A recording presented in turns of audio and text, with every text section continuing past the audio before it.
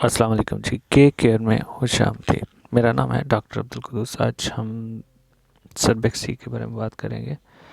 ये एक सप्लीमेंट है और इसमें जिंक 22.5 mg होती है, विटामिन ई होती है, विटामिन सी होती है, फॉलिक एसिड होता है, विटामिन B1, B2, B6 होता है,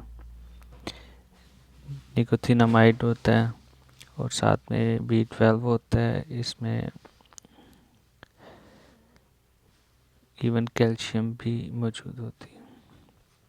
सेपरेटली अगर देखा जाए तो जिंक ऑक्साइड जो है बेसिकली खुश्की और डर्मा स्किन प्रॉब्लम के लिए इस्तेमाल की जाती है। और इसके अलावा अगर विटामिन ई देखी जाए तो ये दिल के बाल और पट्टों की कमज़ोरी के लिए, डिमेंशिया के लिए इस्तेमाल होती है।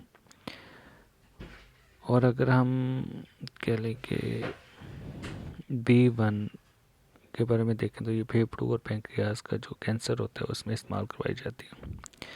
B2 जो है वो अल्टरनेटिव मेडिसिन के तौर पर माइग्रेन में इस्तेमाल होती है। पैरोक्सिन जो है ये बेसिकली प्री मेंस्ट्रुअल सिंड्रोम के लिए इस्तेमाल होती है। और अगर हम इसकी कीमत के बारे में देखें तो इसकी कीमत है 224, यानी कि 225 रुपये की तकरीबन बन जाती है। इतनी ज़्यादा महंगी नहीं है, बहुत ही अच्छा सप्लीमेंट है,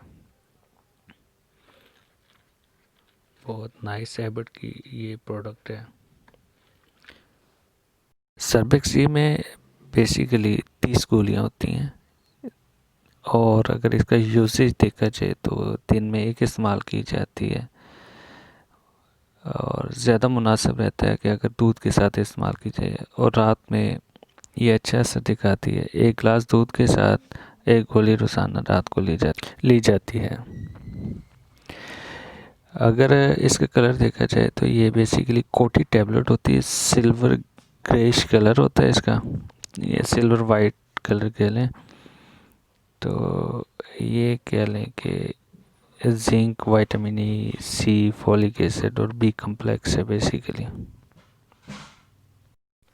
अगर हम यूट्यूब की वीडियोस के बारे में देखें या जर्नल सर्च के बारे में देखें तो बहुत सारे लोगों ने सर्बेक्सी को बेसिकली एक टाइमिंग और सेक्सुअल मेडिसिन के तौर पे यूज़ करवाया है। यानी कि इसके बेसिकली इफ़ेक्ट्स हैं, ये नहीं कि इफ़ेक्ट्स ही नहीं हैं, मगर अगर कहा जाए कि ये सिर्फ सेक्स के लिए, टाइमिंग के लिए, तो वो नामुनासिब सी बात है। ये बेसिकली वाइटामिन्स हैं जिसमें जिंक बहुत ज़्यादा मकदार में, बी कम्प्लेक्स है, विटामिन सी है।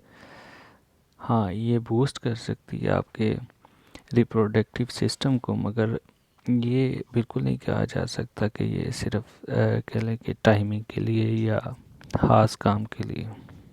ये अगर आपने मेडिसिन यूज़ करनी है जस्ट रिप्रोडक्टिव सिस्टम के लिए तो एक हेल्पिंग मेडिसिन के तौर पे आप इस्तेमाल कर सकते हैं। मगर अगर आप कहें कि इसे जस्ट टाइमिंग के लिए या मर्दाना कमज़ोरी के लिए इस्तेमाल किया जाए तो वो बिल्कुल ठीक नहीं है। ये दवा, इसके बेसिकली जो फ़वाइद हैं वो ये पट्टों की कमज़ोरी के लिए इस्तेमाल की जाती है, जिस्मानी कमज़ोरी के लिए इस्तेमाल की जाती है। अगर किसी बंदे को ये समटाइम भूख भी बढ़ा देती है। अगर किसी बंदे को पट्टों की कमज़ोरी है और उसके पट्टे बहुत ज़्यादा दर्द करते हैं तो ये बहुत ही अच्छी दवा है। स्पेशली अगर मल्टीविटामिन या उसकी ग़िज़ा में मुनासिब मल्टीविटामिन्स नहीं होते तो उसको ये इस्तेमाल करवा के आप ठीक कर सकते हैं। अगर किसी बंदे के बाल गिरते हैं, पहले सफ़ेद हो गए हैं या कह लें कि ग्रेश हो गए हैं, तो भी ये दवा अच्छा असर दिखा सकती है। अगर आपकी पिंडलियाँ दर्द करती हैं और पट्टों में दर्द रहता है, ख़ास तौर पे उन औरतों के लिए जो सिलाई का काम करती हैं और नज़र की बीमारी में भी मुब्तला हैं, तो उनके लिए बहुत अच्छी दवा है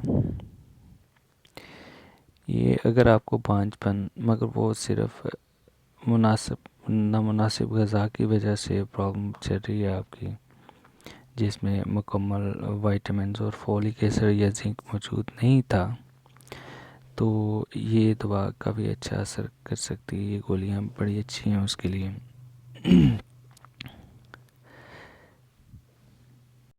ये दवा बिल्कुल आप ही के लिए है। अगर आप मर्द हैं, औरत हैं, मगर आप हाथ औकात के बाद सुबह के टाइम पे आपके टांगे दर्द की थकावट हो जाती है, तो इससे इंशाल्लाह आपको ज़रूर फ़ायदा मिलेगा। ज़रूर इस्तेमाल करें। और अगर देखा जाए तो नॉर्मली तो समझा जाता है कि मल्टीविटामिन्स के कोई साइड इफ़ेक्ट नहीं होते हैं, मगर कोई भी गोली या टीका या सिरप ऐसा नहीं है एलोपैथिक में जिसके साइड इफ़ेक्ट, इवन होम्योपैथिक में भी जिसके साइड इफ़ेक्ट ना हो। अगर आपका ब्लड प्रेशर हाई रहता है तो आपको बिल्कुल ये दवा इस्तेमाल नहीं करनी चाहिए, और अगर करनी भी है तो अपने डॉक्टर के मशवरे के बगैर इस्तेमाल ना करें इसे। और अगर आपको कोई भी देरीना प्रॉब्लम है, जैसे कि आपको कोई कैंसर की शिकायत है या कोई और इस तरह का क्रॉनिक डिजीज़ है, पुरानी बीमारी है, तो आप अपने डॉक्टर के मशवरे के बगैर इसे इस्तेमाल ना करें। अगर आपका ब्लड प्रेशर लो रहता है तो आप इसे ज़रूर इस्तेमाल कर सकते हैं। इससे आपका ब्लड प्रेशर, बीपी नॉर्मल हो सकता है। एक गोली रोज़ाना खानी है आपने दूध के साथ। इससे बाज़-औक़ात पेशाब थोड़ा सा पीला आना शुरू हो जाता है, उसकी आपने फ़िक्र नहीं करनी। अगर आप दूध के साथ खाएंगे तो आपका पेशाब भी पीला नहीं आएगा। नॉर्मली अगर आपको दूध नहीं मिलता तो आप पानी के साथ भी खा सकते हैं, मगर आपने खाली पेट इसे नहीं खाना। ये दवाई खाली पेट जो है आपको स्टमक को प्रॉब्लम में मुब्तला कर सकती है। और इस दवाई के साथ आपको पानी ज़्यादा से ज़्यादा पीना चाहिए। बहुत शुक्रिया, इंशाल्लाह फिर मुलाकात होगी।